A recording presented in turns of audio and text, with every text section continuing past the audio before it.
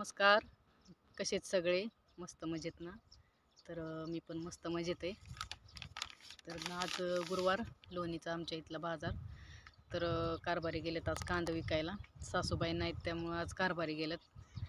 तर थोडं भोपळं होतं ते भरून दिलं आणि मी आता डाळिंब खुरपायला येऊन बसले, पण जरा ऊन आहे त्याच्यामुळं बसले सावलीला. म्हणलं थोडंसं बसून खुरपायला सुरू करावं. तर मला आज शेतकऱ्यांच्या अनुदानाबद्दल बोलायचं आहे. कारण काल बातम्याला ऐकलं की शेतकऱ्यांना अनुदान देण्याचं वाटप चालू आहे. तर काही शेतकऱ्यांना भेटलं आहे, तर काही शेतकऱ्यांना पुढच्या आठवड्यात भेटेल असं सांगितलं. तर मला एवढंच म्हणायचं आहे की ज्या शेतकऱ्यांचं काही राहिलंच नाही, जे वाहून गेलं, ते त्या शेतकऱ्यांचं पीक नव्हतंच. त्यांची स्वप्ने होती, त्यांच्या लेकरांची दिवाळी होती, त्यांच्या लेकरांची जी शाळेची फी भरायची होती, त्यांनी वर्षभर उपाशी राहून केलेलं कष्ट.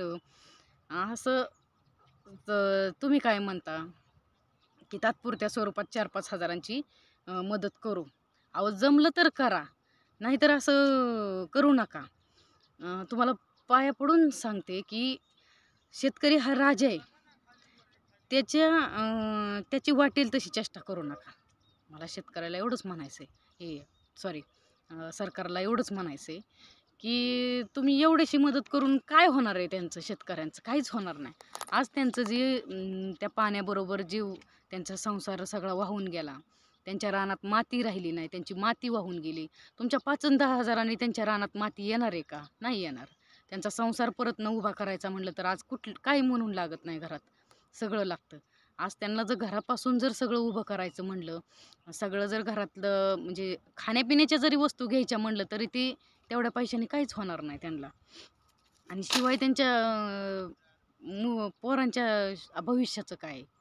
आज त्यांचं आयुष्य जर एवढा संसार उभा करण्यात इथपर्यंत गेलं आणि अजून एवढं सगळं नुकसान होऊन परत नव्याने त्यांना सगळं उभं करायचं म्हणल्यावर त्यांचा राहिलेलं आयुष्य त्यातच जाते. मग त्यांच्या मुलांच्या भविष्याचं काय? काहीच होणार नाही तुमच्या एवढ्याशा पैशाने. तर माझी एवढीच विनंती की सरकारांनी जरा शेतकऱ्यांकडं जास्त लक्ष दिलं पाहिजे.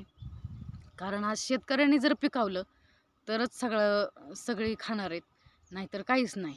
आज शेतकरी जर गप्प बसला पिकवायला, तर अन्न हा प्रकारच राहायचा नाही, काहीच होणार नाही त्याने. त्याच्यामुळं मला आज या विषयावर बोलावं वाटलं, कारण अनुदानाने एवढेशा काहीच होणार नाही. लय अवघड आहे शेतकऱ्याचं आयुष्य.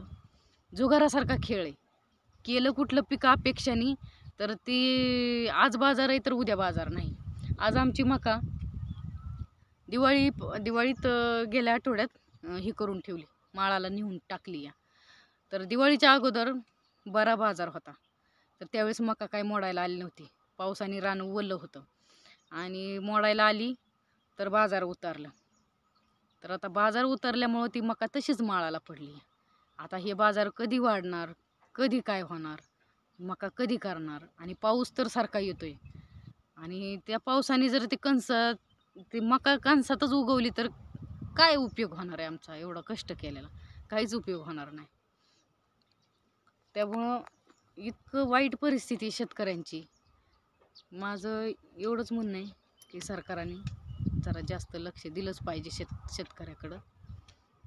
धन्यवाद.